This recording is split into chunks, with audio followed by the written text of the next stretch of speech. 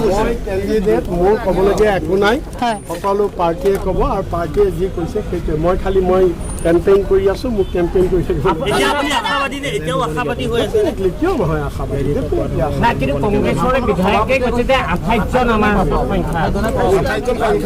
আছে, আমাৰতো আছে 28জন, মানে আমাৰ 26জন আৰু আমাৰ এইটো কি বুলি কয় CPM এজন আৰু ৰাইজৰ দল এজন, 28জন হয়। ঠিকে আছে,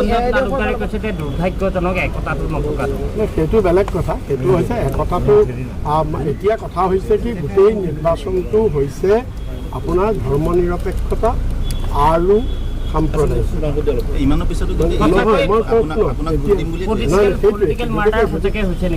নাই নাই, মই সেইবিলাক কথা মই নাই ভবা আৰু তেনেকুৱা